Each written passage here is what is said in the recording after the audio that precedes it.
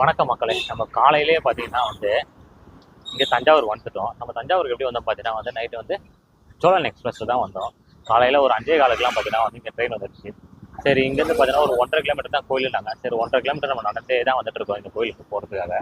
கிட்ட போய் பார்க்கலாம் கோயில் எப்படி இருக்குன்ட்டு. இந்த கோயில் பார்த்தீங்கன்னா 1000 வருஷம் ஆயிடுச்சுன்னு சொல்கிறாங்க கட்டி முடிச்சு. கோயிலோட பேக் சைடு ஃப்ரண்ட் வியூ காட்டுறேன் பாருங்கள் எப்படி இருக்குன்ட்டு. தெரிஞ்சுக்கலாம்.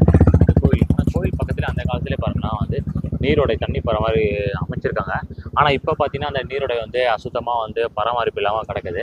அந்த கோயிலோட கோபுரம் அது தெரியுதுங்களா? அந்த கோபுரம் கோயிலோட தெரியுங்களா? கிட்ட போய் பார்க்கலாம். இந்த கோயிலோட சுற்று வட்டார சுவர்லாம் எப்படி இருக்குது பாருங்கள். அந்த காலத்துலேயே கோயில் எல்லாமே இந்த வேலூர் ஃபோர்ட்லாம் கூட பார்த்தீங்கன்னா சுற்றி இருக்கிற அந்த மதில் சுவர்லாம் பார்த்தீங்கன்னா இந்த மாதிரி இப்போ இந்த யூ ஷேப் மாதிரி இருக்குங்களா, அந்த மாதிரி இன்வெர்ஸ் ஆஃப் யூ ஷேப்பில் தான் கட்டியிருக்காங்க இதுலேயும். அந்த கோயில் பாருங்கள், அப்படியே பெயிண்ட்லாம் எதுவுமே அடைக்காமல் அப்படியே பழைய காலத்துக்கு நம்மளை கூட்டு போகிற மாதிரி இருக்குது பாருங்கள் கோயில் பார்க்குறதுக்கு. அந்த கோயிலில் இருக்கிற ஒரு சிலையும் பாருங்களா, அந்த கோபுரம் இருக்குங்களா, கோபுரத்தில் இருக்கிற ஒரு சிலையும் எப்படி இருக்குது பாருங்கள். அதில் பார்க்குறதுக்கு நிறைய சிலையை வடிவமைச்சிருக்காங்க. க்ளோஸ்அப்பில் காட்டுறேன். இந்த மாதிரி நிறைய பேர் பார்த்தீங்கன்னா இந்த கோயிலை பார்க்குறதுக்கு காலையிலே வெளியே வெயிட் பண்ணிகிட்டு இருக்காங்க. அது தெரியுதுங்களா? இங்கேருந்து பார்த்தா உங்களுக்கு தெரியுதுமான்னு தெரியல, கிட்ட போனால் தெரியும். கோயிலுக்கு ஆப்போசிட்லேயும் பார்த்தீங்கன்னா ஹாஸ்டல் அரசு மருத்துவமனைங்களா அது இருக்குது. இப்போ டைம் பார்த்தீங்கன்னா காலையில் ஒரு 6:50 ஆகுது. இந்த 6:50க்கு பார்த்தீங்கன்னா நம்ம ஒரு 1000 வருஷம் பழமையான கோயிலுக்கு வந்திருக்கோம். இந்த 1000 வருஷம் பழமையான கோயில் சொல்கிறோம்ல, இதோட பெருமைலாம் என்னன்னு தெரியுங்களா?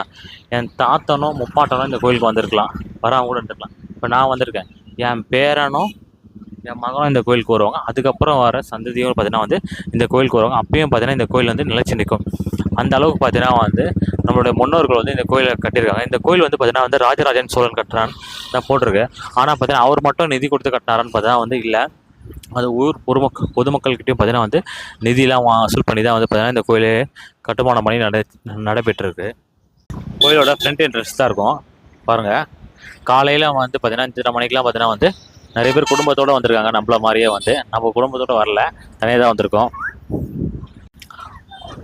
இப்போ கோயிலுக்குள்ளே போகலாம். போயிட்டு கோயில் எவ்வளோ பெருசாக இருக்குது அதெல்லாம் பார்க்கலாம். நான் கோயிலில் படித்து பார்த்தீங்கன்னா 216 அடி உயரமாக இருக்குது அப்படின்னு போட்டுருந்தாங்க. இந்தியாவிலேயே பார்த்தீங்கன்னா 2ஆவதாக ஒரு பெரிய கோயில் அப்படின்னு போட்டிருக்காங்க. நந்தி சிலையும் பார்த்தீங்கன்னா ஆந்திராவில் ஒரு கோயில் நந்தி இருக்கா, அதோட 2ஆவதாக இருக்கிற பெரிய நந்தி பார்த்தீங்கன்னா இந்தியாவிலே பார்த்தீங்கன்னா இந்த பிரகதீஸ்வரர் கோயில் தான். இந்த பிரகதீஸ்வரர் பேரே பார்த்தீங்கன்னா வடமொழி சொல்லு அப்படின்றாங்க.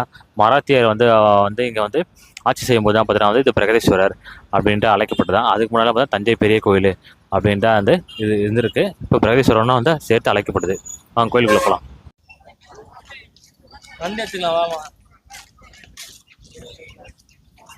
நம்ம கோயிலோட என்ட்ரன்ஸ்குள்ளே வந்தவொடனே பார்த்தீங்கன்னா லெஃப்டில் விநாயகரும் ரைட்டில் முருகரும் இருக்காங்க. இது கோயிலோட முன்னாடி இருக்கிற என்ட்ரன்ஸ் ஆட்சி. அது பாருங்கள், இந்த கோயிலோட ஆட்சியிலே பார்த்தீங்கன்னா மேலே பார்த்தீங்கன்னா அந்த செங்கல்லாம் படிவெல்லாம் கொஞ்சம் தொலைஞ்ச மாதிரி இருக்குதுங்களா. அப்போ செங்கலை வச்சு தான் பார்த்தீங்கன்னா இந்த சிவரை எழுப்பியிருக்காங்க. ஆனால் இந்த சிவர் செங்கல் நம்ம ராஜா காலத்தில் எழுப்பினதான்னு தெரியல. இல்லை அவங்க செங்கல்லாம் யூஸ் பண்ணிக்க மாட்டாங்க, ஃபுல்லாக பெருங்கல்லில் தான் கோயிலை கட்டியிருப்பாங்க. அந்த கோயில் கோபுரத்தில் இருக்கிற சிலையெல்லாம் பாருங்கள், எல்லாமே பார்த்தீங்கன்னா ஒரு 6 அடி கிட்டே இருக்குது. எல்லா சிலையும் பார்த்தீங்கன்னா இந்த சிலைலாம் பாருங்களா, பார்க்கறதுக்கு சின்னதாக தெரியுது. ஒரு 6 அடி கிட்டே இந்த சிலையெல்லாம் இருக்கும். இப்போ வெளியே ஒரு கோபுரம், அந்த கோபுரத்தை தாண்டி பார்த்தீங்கன்னா மட்டும் உள் சைடாக ஒரு கோபுரம். இந்த மாதிரி பார்த்தீங்கன்னா 2-3 வாசலை தாண்டி தான் பார்த்தீங்கன்னா நம்ம கோயிலுக்குள்ளே போகிற மாதிரி இருக்குது. இந்த கோயிலுக்குள்ளே வந்தோடனே பார்த்தீங்கன்னா காலணிகள்லாம் ஒரு இடத்துக்கு தனியாக இங்கே ஒரு இடம் வச்சுருக்காங்க, அங்கே போய் விட்டு போகலாம்.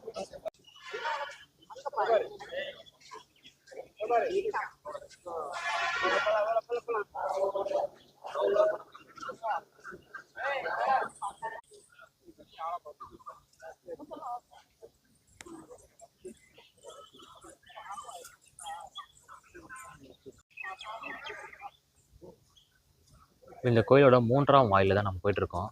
இந்த கோயில் பார்த்திங்கன்னா 1003ஆம் நூற்றாண்டில் கட்டப்பட்டு 1010ஆம் நூற்றாண்டில் நிறைவடைஞ்சிருக்கு. 3ஆம் நூற்றாண்டில் ஆரம்பித்து 10ஆம் நூற்றாண்டில் நிறைவடைஞ்சிருக்கு. இந்த கோயிலை கட்டினது தான் குஞ்சரம் அல்லன் பெருந்தச்சன் அப்படின்றவர் தான் பார்த்தீங்கன்னா இந்த கோயிலை கட்டியிருக்காரு. நம்ம படிக்கும்போதே படிச்சிருப்போம். என்னென்னா இந்த கோயிலில் ஒரு மூதாதி மோர் கொடுத்தாங்க. அவங்களோட சிலையும் பார்த்தீங்கன்னா இந்த கோயிலில் வந்து வச்சுருக்காங்க. அவங்க பேர் பார்த்தீங்கன்னா வந்து அழகின்ட்டு ஒரு மூதாட்டி. அவங்க பார்த்தீங்கன்னா வந்து இந்த கோயிலோட திருப்பணிக்காக பார்த்தீங்கன்னா வந்து தயிர் மோர்லாம் கொடுத்துருக்காங்க. அப்போ பார்த்தீங்கன்னா ராஜராஜ சோழன் பார்த்தீங்கன்னா வந்து அவங்களோட சிவத்தொண்டை பாராட்டி பார்த்தீங்கன்னா வந்து அவங்களோட சிலையும் பார்த்தீங்கன்னா வந்து இந்த கோயிலை வச்சுருக்காங்க அப்படின்ட்டு வந்து போட்டிருக்கு. இந்த கோயிலை பாருங்கள், மயில் கூட ஒன்று இருக்குது பாருங்களா, கோயிலோட அந்த மதில் சுவர் மேலே.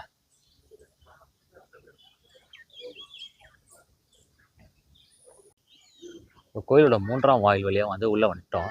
இந்த கோயில் பார்த்திங்கன்னா வந்து 216 அடி உயரம் பார்த்திங்கன்னா வந்து இந்த கோபுரம் இருக்குது. நம்ம பொதுவாக பார்த்திங்கன்னா எல்லா கோயிலும் பார்த்துருப்போம். அந்த கோயிலெல்லாம் பார்த்திங்கன்னா வந்து வெறும் கோவில் இருக்கும், அதோட ஹைட்டு மட்டும் பார்த்தா கொஞ்சம் இருக்கும். கோபுரம்லாம் இருக்குது. கோபுரம் பார்த்திங்கன்னா வந்து பிற்காலத்தில் வந்த அரசாங்கம் தான் கோயில் கட்டுறது. ஆனால் இது பார்த்திங்கன்னா இருக்கிறதுலே பார்த்திங்கன்னா வந்து உயரமான கோபுரம். இந்தியாவில் வந்து உயரமான ஒரு கோயில் பார்த்திங்கன்னா வந்து இந்த தஞ்சை பெரிய கோயில் தான். அதுவும் கோபுரத்தோடு இருக்குது. மற்ற கோயிலெலாம் பார்த்திங்கன்னா வந்து கோபுரம்லாம் இருக்காது. அது வந்து ஒரு ஹைட் வரைக்கும் தான் இருக்கும். அதுக்கு மேலே கோபுரம் இருக்காது. கோபுரம்லாம் அதுக்கு பின்னாடி வந்து பார்த்திங்கன்னா வந்து செங்கல் மணல் அதை வச்சு கட்டினதாக இருக்கும். ஆனால் இது பார்த்திங்கன்னா வந்து கல்லாலே பார்த்திங்கன்னா வந்து ஒரு கோபுரம் வந்து கட்டியிருக்காங்க. அப்படின்னா பார்த்திங்கன்னா வந்து இந்தியாவிலே ஒரு உயரமான ஒரு கோயிலும் பார்த்திங்கன்னா வந்து இந்த கோயில் தான் சொல்லப்படுது.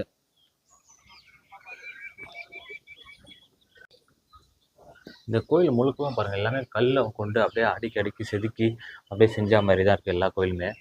உள்ளே வந்து பார்த்தீங்கன்னா இங்கே வந்து சிவலிங்கம் இருக்குது.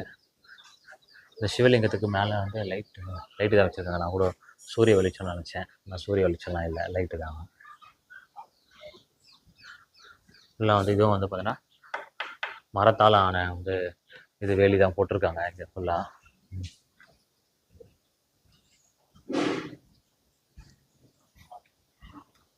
இது உள்ளே இருக்கிற தெய்வமும் இல்லை, ஃபஸ்ட்டு இருந்திருக்கும் போல். இப்போ எந்த தெய்வமும் உள்ளே இல்லை.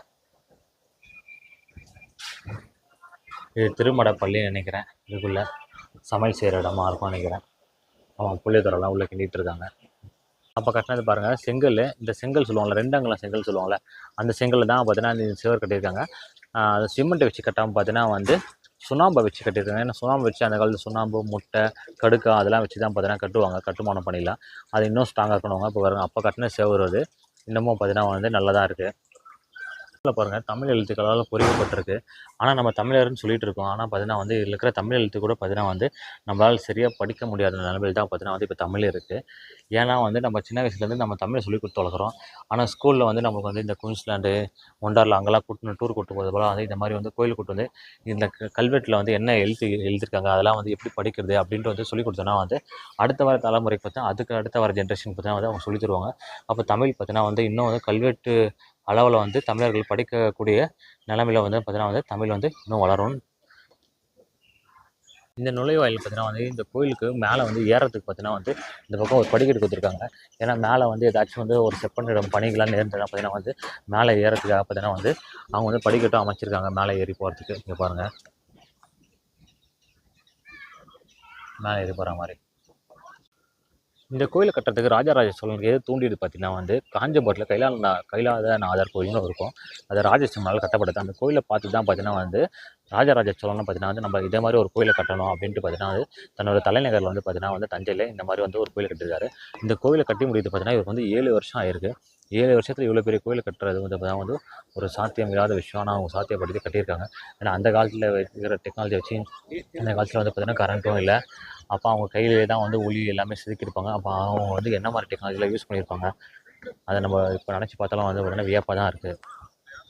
பெரிய கோயில். இந்த கோயிலுக்கு நேர் எதிராக தான் பார்த்தீங்கன்னா வந்து நந்தி அமைச்சிருக்காங்க. இந்த நந்தியோட வெயிட்டு பார்த்தீங்கன்னா வந்து 20 டன்னு சொல்கிறாங்க. இதோட ஹைட்டு பார்த்தீங்கன்னா வந்து 2 மீட்டரும், இதோட அகலம் பார்த்தீங்கன்னா 2.5 மீட்டரும், இதோட வந்து நீளம் பார்த்தீங்கன்னா வந்து 6 மீட்டரும் சொல்லிட்டு இருக்காங்க. இந்தியாவிலே பார்த்தீங்கன்னா வந்து லேபட்சின்ட்டு ஒரு கோயில் இருக்குது ஆந்திராவில். அதுக்கு அடுத்தபடியாக பார்த்தீங்கன்னா வந்து பெரிய அளவில் இருக்கிற நந்தி பார்த்தீங்கன்னா வந்து இந்த கோயில் தான் இருக்குது. இந்த கோயில் ஒன்றா ராஜராஜ சோழன் கட்டியிருக்கலாம். ஆனால் அதுக்கப்புறம் பார்த்தீங்கன்னா வந்து பாண்டியர் காலத்துலேயும் சரி, அப்புறம் மராத்தியரும் சரி, அதுக்கப்புறம் பார்த்தீங்கன்னா வந்து நாயக்கரும் சரி பார்த்தீங்கன்னா இந்த கோயிலை வந்து பார்த்தீங்கன்னா வந்து அவங்களால முடிஞ்ச அளவுக்கு பார்த்தீங்கன்னா வந்து இங்கே சிறு வந்து கோயிலை வந்து கட்டியிருக்காங்க. உள்ளே வந்து விநாயகர் பார்த்தீங்கன்னா வந்து மராத்தியர் வச்சுருக்காரு. அதுக்கப்புறம் பாண்டியர் பார்த்தீங்கன்னா வந்து இங்கே உள்ள அம்மன் கோயில் வச்சுருக்காரு. அது மாதிரிலாம் வந்து பார்த்தீங்கன்னா நிறைய கோயிலை கட்டியிருக்காங்க உள்ள. இப்போ நம்ம பார்த்துட்டோங்களா இந்த மண்டபம், இதுதான் பார்த்தீங்கன்னா வந்து 13ஆம் நூற்றாண்டில் கட்டப்பட்டது. இது வந்து ஒரு அம்மன் கோயில். சரிங்களா, இந்த அம்மன் கோயில் கட்டினது யார் பார்த்தீங்கன்னா வந்து பாண்டியர் தான் பார்த்தீங்கன்னா இந்த அம்மன் கோயில் கட்டணும். என்னதான் ராஜராஜ சோழன் கோயில் கட்டினாலும் பார்த்தீங்கன்னா வந்து அதுக்கப்புறம் வர மன்னர்கள் பார்த்தீங்கன்னா வந்து அவங்களோட பங்களிப்புக்காக பார்த்தீங்கன்னா வந்து அந்த கோயிலை வந்து மேம்படுத்தவும் இல்லை அந்த கோயிலில் வந்து இன்னும் வந்து பார்த்தீங்கன்னா வந்து ஒரு கோயிலை கட்டவும் பார்த்தீங்கன்னா வந்து முற்படுவாங்க. இது பார்த்தீங்கன்னா வந்து அம்மன் கோயில் வந்து பாண்டியர்கள் கட்டின கோயில். இந்த கோயில் தான் வந்து நம்ம போகிறோம் இந்த அம்மன் கோயிலுக்குள்ள.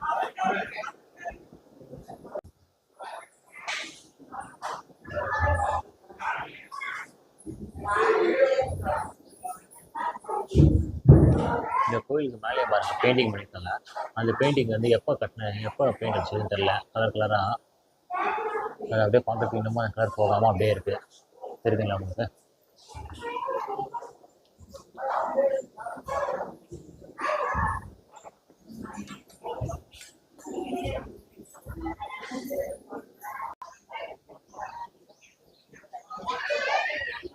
ஒரே கல்லால் செய்யப்பட்ட நந்தின்றாங்க. இந்த நந்தி தான் 20 டன் வெயிட்டு.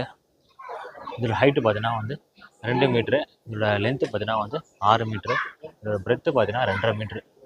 இந்த மண்டபம் பாண்டியர் காலத்தில் கட்டப்பட்ட மண்டபம். பாண்டியர் தான் வந்து பிற்காலத்தில் 13ஆம் நூற்றாண்டில் பார்த்தீங்கன்னா வந்து இந்த நந்தி மண்டபத்தை கட்டியிருக்காங்க.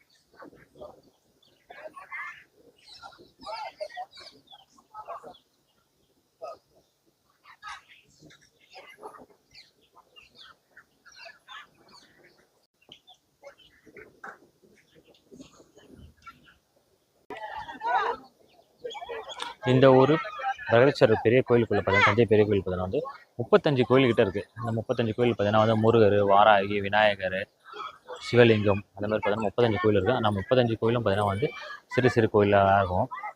சிறு சிறு பிரகாரங்களாக கூட இருக்கணும்.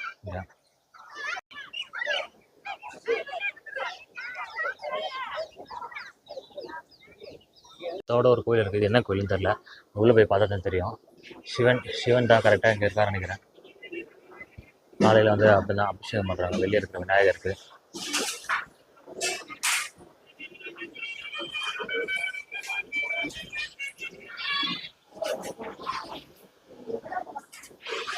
நான் சிவன் சன்னதி திறக்கல. உள்ளே போய் பார்க்கலாம்.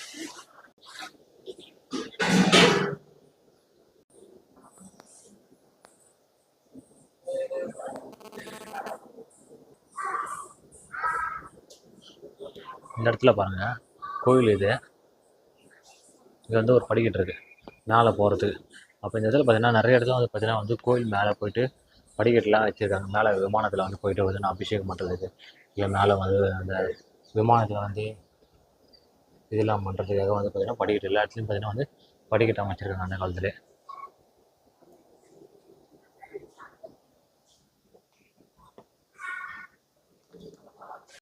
இப்போ நம்ம பார்த்துட்டு இருக்க இந்த விநாயகர்கள் பார்த்தீங்கன்னா வந்து 19ஆம் நூற்றாண்டில் பார்த்தீங்கன்னா வந்து மராத்திய மன்னர் சரோபஜி மன்னர் பார்த்தீங்கன்னா வந்து அவர் தான் வந்து இந்த கோயிலை வந்து ரெனோவேட் பண்ணியிருக்காரு 19th செஞ்சுரியில். அப்போ ஒரு கோயிலுன்றது பார்த்தீங்கன்னா வந்து ஒருத்தங்க கட்டினாங்கன்னா அதோட முடிஞ்சு போகிறதில்ல. அதுக்கப்புறம் வர தலைமுறை, அதுக்கப்புறம் வர மன்னர்கள், அப்புறம் வர ஆட்சியாளர்கள் அவங்களாம் பார்த்தீங்கன்னா அவங்களால முடிஞ்சது பார்த்தீங்கன்னா அந்த கோயிலை வந்து இன்னும் ரெனோவேட் பண்ணுறது, இல்லை பராமரிச்சுட்டு வர்றது, இல்லை புனரமைக்கிறது, அந்த மாதிரி வேலை பார்த்துட்டு வராங்க. அதனால தான் பார்த்தீங்கன்னா வந்து 1000 வருஷம் கடந்தும் பார்த்தீங்கன்னா வந்து இந்த கோயில் இருக்கிறதுக்கு காரணம் வந்து பார்த்தீங்கன்னா வந்து ஒரு வாரம் இல்லை, அதுக்கப்புறம் வர அரசாங்கத்தால் தான் பார்த்தீங்கன்னா இந்த கோயில் வந்து இன்னமும் வந்து அப்படியே இருக்கிறதுக்கு காரணம். இதில் மேலே கோபுரம் இல்லை, ஆனால் இதுக்குள்ளே பார்த்தீங்கன்னா வந்து ஒரு சிவலிங்கம் ஒன்று இருக்குது. அந்த சிவலிங்கத்துக்கு வெளியே வந்து வாயிலில் பார்த்தீங்கன்னா வந்து இந்த மாதிரி தமிழ் எழுத்துக்களால் செதுக்கப்பட்டிருக்கு. அதில் என்ன போட்டிருக்குன்னா வந்து நீரை லாவி லா மாஜா தெரியல, நம்மளால் படிக்க முடியல. அது எழுத்து தெரியுது, ஆனால் எழுத்து கூட்டி நம்மளால் வந்து படிக்க முடியல என்ன எழுத்துன்ட்டு. ஏன்னா வந்து அது கொஞ்சம் பழங்காலத்து எழுதாக இருக்கிறதால நம்மளுக்கு தெரியல. இந்த கோயிலை பார்த்தீங்கன்னா எல்லா பக்கமும் பார்த்தீங்கன்னா வந்து இந்த மாதிரி வந்து படிக்கட்டு வந்து கல்லில் அமைச்சிருக்காங்க, கருங்கல் கல்லால்.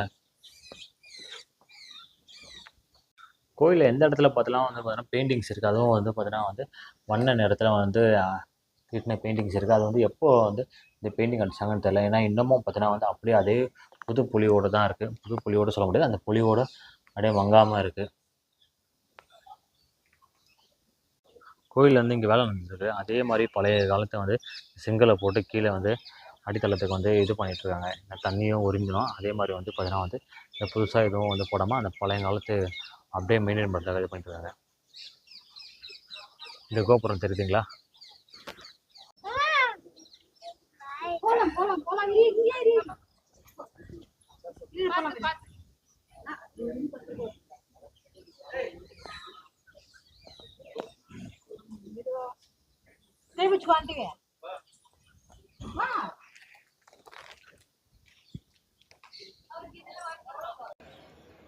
பத்தாம் நூற்றாண்டில் கட்டப்பட்ட இந்த கோயில் இதோட உயரம் பார்த்தீங்கன்னா 190 அடி சொல்கிறாங்க. ஆனால் அதே காலகட்டத்தில் புவனேஸ்வரில் பார்த்தீங்கன்னா வந்து 160 அடி உயரத்தில் வந்து ஒரு கோயில் கட்டியிருக்காங்க. அதை விட பார்த்தீங்கன்னா வந்து அதிகமான உயரத்தில் அந்த காலத்தில் இருந்த கோயில் பார்த்தீங்கன்னா வந்து நம்ம ராஜராஜ சோழன் கட்டிய தஞ்சை பெருவுடையார் கோயில் தான். அந்த காலத்தில் பார்த்தீங்கன்னா வந்து இந்த கோயிலோட பேர் வந்து ராஜராஜேஸ்வரர் கோயில் அப்படி தான் சொல்லியிருக்காங்க. அதுக்கப்புறம் வந்து தஞ்சை பெரிய கோயில் வந்தது. அப்புறம் மராத்தியர் மன்னர் வந்து ஆளுகைக்கு அப்போ தான் பார்த்தீங்கன்னா வந்து இது வந்து பிரகதீஸ்வரர் டெம்பிள் கோயில், பிரகதீஸ்வரர் கோயில் அப்படின்றது அழைக்கப்பட்டது. இந்த கோயிலில் வந்து நம்ம சாமி தரிசனம் பண்ணுறதுக்கான நேரம் பார்த்தீங்கன்னா வந்து காலையில் 6லேருந்து 12:30 மணி வரைக்கும். அதுக்கப்புறம் ஈவினிங் பார்த்தீங்கன்னா 4லேருந்து 8:30 மணி வரைக்கும் தான் பார்த்தீங்கன்னா வந்து நம்ம வந்து போய் சாமி தரிசனம் பண்ண முடியும். மற்ற டைமில் பார்த்தீங்கன்னா வந்து நம்ம கோயிலுக்குள்ளே இருக்கலாம், உள்ள சுற்றிலாம் பார்க்கலாம். இந்த கோயில் பார்த்தீங்கன்னா வந்து இந்திய ஆர்காலஜி சர்வே ஆஃப் இந்தியா அவங்களோட கட்டுப்பாட்டில் தான் இந்த கோயில் வந்து இப்போதைக்கு இருக்குது. நம்ம பார்த்தீங்கன்னா இந்த மாதிரி வந்து மேலும் நிறைய கோயில்களுக்கு போயிட்டு வந்து சில முடிஞ்ச தகவல்களை இந்த மாதிரி வந்து நேரடியாக உங்களுக்கு சொல்கிறோம். நீங்கள் கண்டிப்பாக வந்து நம்ம சேனலை மறக்காமல் சப்ஸ்கிரைப் பண்ணி நம்ம சேனலுக்கு சப்போர்ட் பண்ணுங்கள். இதுக்கப்புறம் அடுத்த ஒரு கோயிலில் வந்து நம்ம சந்திப்போம். அது இருக்காங்க பாரு.